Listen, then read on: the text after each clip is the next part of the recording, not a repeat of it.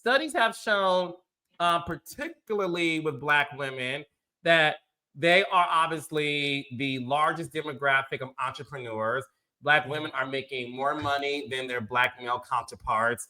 And a lot of times, what we've seen, I've seen this in my own life when it comes to my female friends who are struggling to find somebody that they consider to be equally yoked.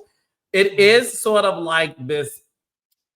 I'm not going to say it's a dilemma, but it is something that we have seen happen, in recent years. So, Blue, I want to kick things off with you. When it comes to, look at her, honey, she is getting ready. I'm preparing myself. Go ahead, friend.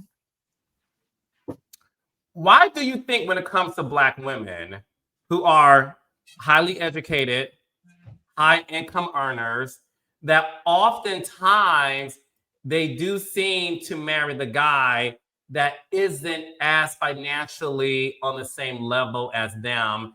And all of a sudden, it does cause this insane dynamic that I have seen on my own reality shows, Miles Watches Love and Marriage, Huntsville, Detroit, DC, where it does cause this sort of decision in the marriage to where, the woman's working so much and the guy is not often. And if he is, he's not making the most money.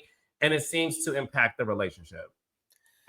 That's not a loaded question at all, Carlos. You want me to spell world peace after this, friend? Oh, my heavens. Okay, let's start. I'm going to do my best, okay? I'm going to do my best.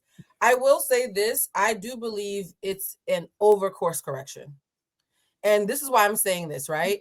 Back in the day, there were women who could, as a matter of law, women couldn't have their own bank accounts. And so our grandmas were staying with grandpappy, not because they loved him, but because he's the only one who could get a house loan, right? So for years, there was this feeling of women had to figure out how to make it work with men because financially they had no choice and it was just for survival. Because of that, a lot of men were socialized to think that their entire value was in providing. Forget feelings, forget talking about a bad day, forget crying when my cousin dies, forget telling you I'm depressed. As long as I can provide, I'm a man, and everything else that's feeling related is for women.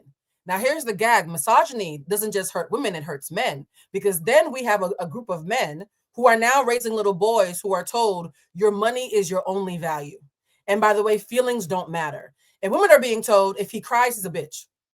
Right? As long as he can pay his bills, if he cries, he's a bitch, right? So what ends up happening is in the 90s and early 2000s, the Waiting to Excel era, there was this time of us realizing, okay, well, now that we're making the money, you can actually throw that in my face.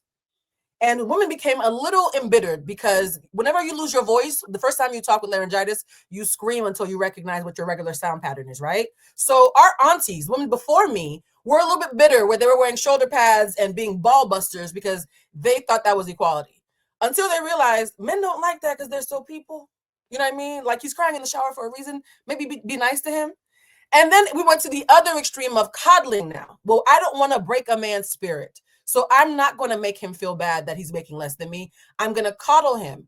And what ended up happening is by the time women my age, women of a certain age, by the time women my age started dating, I was like, okay, well, I'm making a lot of money.